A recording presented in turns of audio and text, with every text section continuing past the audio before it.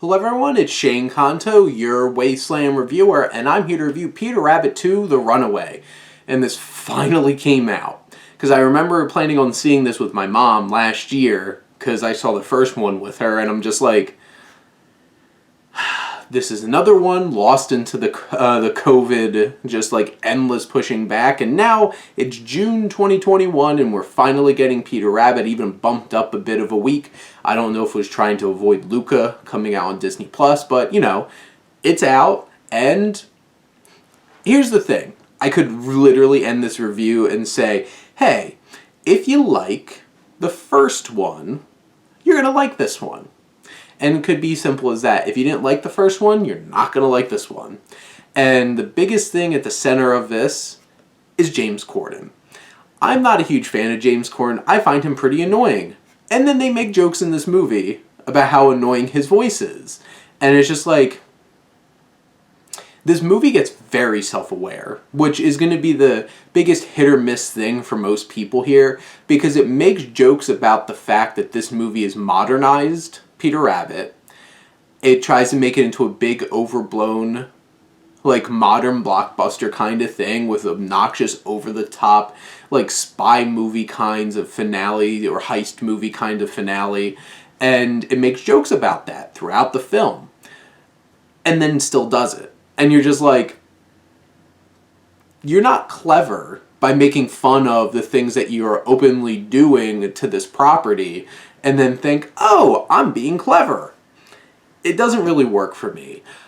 If you just take this for what it is, it's an enjoyable little family film. And it is what it is.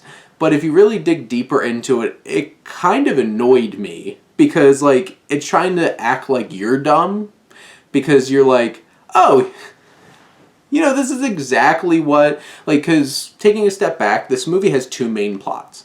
One is the human plot, where you have Rose Byrne and Donald Gleason gets a book deal with David Oyelowo, who's a really charming, like, book editor guy, Nigel Basil Jones, because, like, he has that name, and it's such an awkward running joke that Donald Gleason keeps talking up all the things about him, and honestly, I really like Donald Gleason. I don't like what they do with Thomas McGregor in this 90% of the time. There's some endearing moments, but most of the time he's like, Peter! And like, wah! And it's just like, stop. He's yelly, he's like, all kinds of things. And you have this whole entire story where she gets this big deal, and this editor keeps trying to like, let's take him to space! Was this Fast and the Furious? And it's just like, yes, they're trying to make it modernize and do all these things, and then she's fighting to keep the story of Peter Rabbit more grounded and, like, true to her and her rabbits. And then the movie does the things that she's like, they wouldn't do this, and then the movie makes a joke about it. And just like, no, you don't get to do that. And if you can get by that kind of stuff and just sit back and enjoy this for the fun, zany, over-the-top, ridiculous ride that this is, you can really enjoy this. And I really like Will Gluck's Easy A. Not most of the other things that he has done, but this film is bright, it's shiny, it's fun, it's zany, and there's so many animal characters in it doing all kinds of weird, crazy gags, and with a really big voice cast. Because, like, obviously you have James Corden, who, we know, James Corden, Elizabeth Debicki, Margot Robbie, and Daisy Ridley are his three sisters, and they're fun, they're enjoyable. And you have like, a lot of these other characters, like Barnabas is the new one, who's like, you know that this guy's bad news, and he's gonna turn on people, but you see it coming a mile away. But Lenny James is great addition to the voice cast. He's really good with it.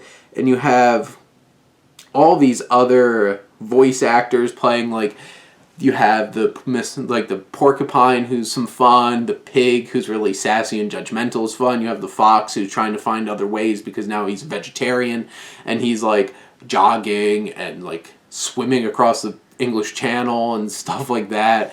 And you have all these crazy, zany, weird characters, and after a while, it's kind of hard to keep track of all of them.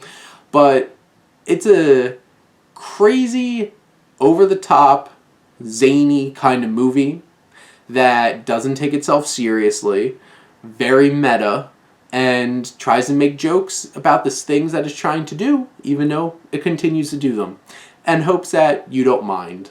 And I did mind, but like I didn't laugh that much. There's definitely moments where like the movie stops and it's just like, here's a gag. And you're like, maybe it's funny, and then it cuts back into the movie and like it feels inorganic in that way. But that's the thing. This is a big, energy-filled, ridiculous, just weird, zany kind of time. And if you could just enjoy the fact that there's ski chases and them driving around in sports cars and all kinds of ridiculousness like that, and like all of these like heists and stuff like that in this movie all thrown together, bunch of physical comedy, Donald Gleason gets like thrown all kinds around, you'll enjoy this movie. If that doesn't sound good to you, you're probably going to hate this movie. So take it with a grain of salt, give it a try. Maybe you'll enjoy it and just enjoy it for what it is. And maybe you'll be like me where I'm falling a little bit more towards like in the middle because like I couldn't stand the meta jokes, basically laughing at like, hey, we're doing these things, but it's funny. But those are my thoughts on Peter Rabbit 2, The Runaway. Let me know what you think, and let's talk some movies. But thank you as always for tuning in and supporting your Wasteland reviewer.